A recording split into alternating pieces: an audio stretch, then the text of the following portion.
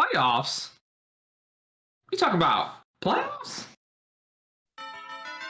It's playoff time, boys.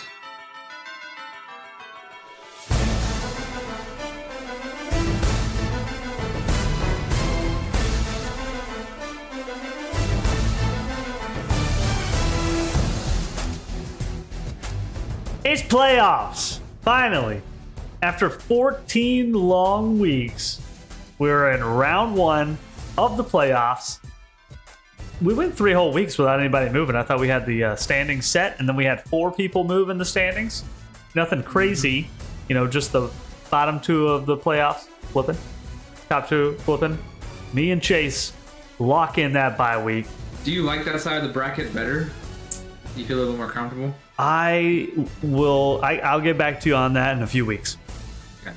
Jacob, are you worried that your team used all of its points last week?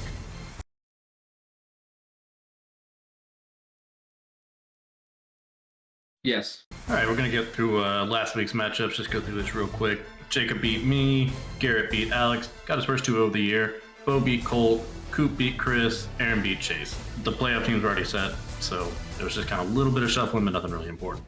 What an unfortunate time for Garrett to go 2-0, though, with the opportunity to potentially get that number 1 draft pick. His team finally decides they want to get the 2-0. But like I said in last episode, is there really that big of a difference between pick 1, pick 2? Like, definitely not whenever Alex is picking first. Yes. But at the same time, Alex is an enigma, and he could just do the correct thing for once. Yep. Mm-hmm. Moving on to Week 15's matchups. We, obviously, are in the playoffs, but that leaves 4 teams who really can just kind of, they already know their draft order and everything. So this week, they're going to be finger popping each other's assholes. We're not finger popping each other's assholes. What we're doing is getting shit done. Good luck with that, guys. That sounds like a lot of fun that I am missing out on. We got to talk about these bye week guys first. Bo versus Chase. Just kidding, not going against each other. They're just going against the bye week, and they are just chilling, shooting some b-ball outside of school. But there is not a couple of guys saying they're up to no good. So they are just no worries this week. Even with all those COVID scares popping up, they're like, my players can miss a week. I don't care. And now, the playoff matchups. We got number 4 and number 5. Chris versus me. Chris is facing Destiny, and I don't necessarily want to knock him out of the playoffs. It's looking like it's going to happen. I mean, it's not just number 4, Chris. It's last year's champion, Chris, going against you. And he's already said he wants you to fulfill that prophecy, and he already got his championship. Yeah, so, I mean, what's 1 year off?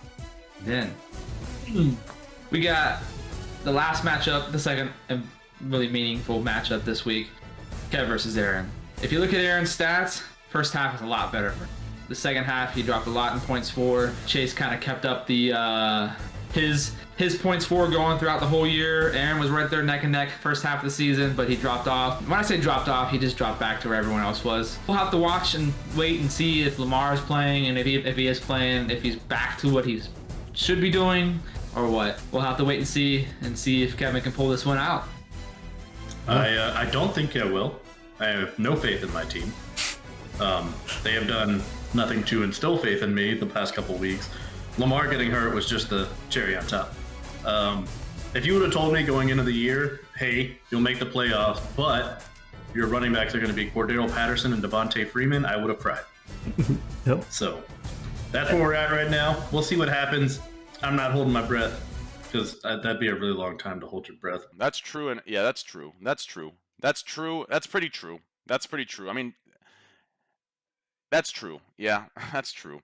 Now that we're actually in the playoffs, we can look at specifically what everyone thought in those final standings predictions. See who was right, who was wrong, who was close. And Chase and Aaron absolutely nailed who those bottom 4 teams were going to be and where they were going to be. Those 4 correct, and the playoff teams correct.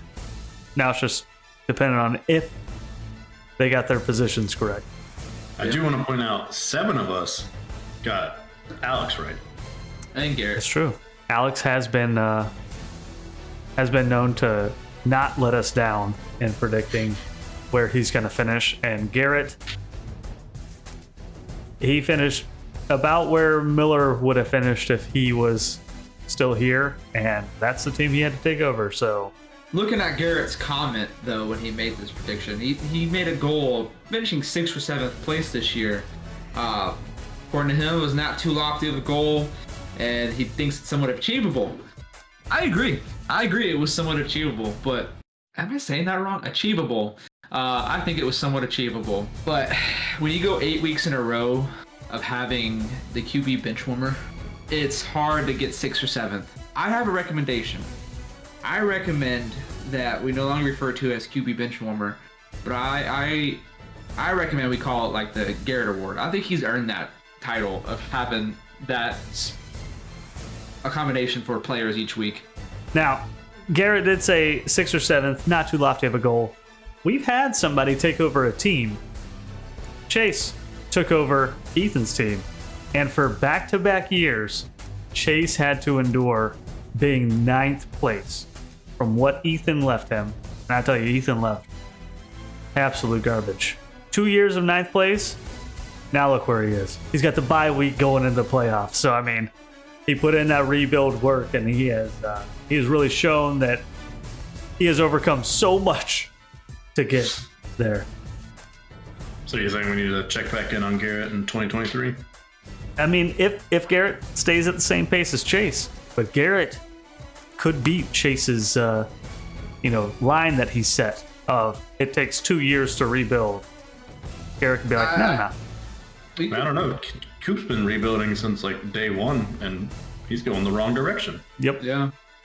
Got a lot of good running backs on his bench this week, but we all know that the tank commander is in full charge. Back to Garrett real fast, though. I could see with him having a little bit more talent handed to him than Chase did. I could see him making a stir next year. If he hits on another rookie next year, I'm going to be kind of scared of his team, honestly, because, I mean, we've looked at it. If he would have chosen just the right quarterback, nobody else, not setting the best lineup possible, just the right quarterback, he was right there in the mix between 5th and 7th. I mean, he could have been in the playoffs, and then there's no telling what his quarterbacks can do. I do want to point out that something that Chase could get right is him coming in 2nd and me coming in 1st. And I really hope that he's correct there. I don't believe it's possible for anybody else besides me to finish 2nd. Has yet to happen in this league. I know Chris is a huge fan of this prophecy, and we're playing each other this week. I'm not going to ask for a favor, but we all know what's going to happen, Chris, and I'm sorry. He predicted me finishing 2nd too, just like I did, just like 5 people did. Half the league. And just like every year so far, I will finish 2nd. So congratulations to Chase, Kevin, or Aaron. You guys are on the other side of the bracket. So whoever makes the finals against me, congratulations on the championship. Well, that's pretty much all we have for the playoff week round 1. Chase, you and I probably just going to be hanging out watching what everybody else is doing. We'll see what happens. Semifinals next week. Good luck to everybody that actually has a game this week. We'll see what happens. A show.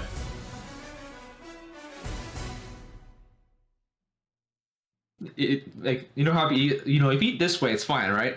Like normal like that. But if you flip the spoon over, watch out.